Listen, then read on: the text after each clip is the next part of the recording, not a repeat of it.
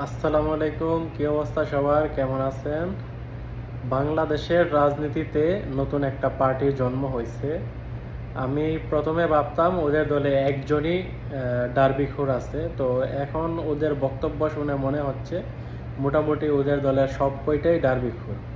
তো একজন ডার্বিখোর গত কয়েকদিন আগে বলছেন যে জনগণের সম্পৃক্ততা থাকলে তো দিল্লি পালিয়ে যেতে হয় না, লন্ডন পালিয়ে থাকতে হয় না।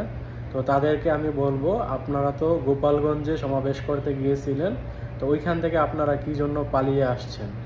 আপনাদের কি জনসম্পৃক্ততা নাই?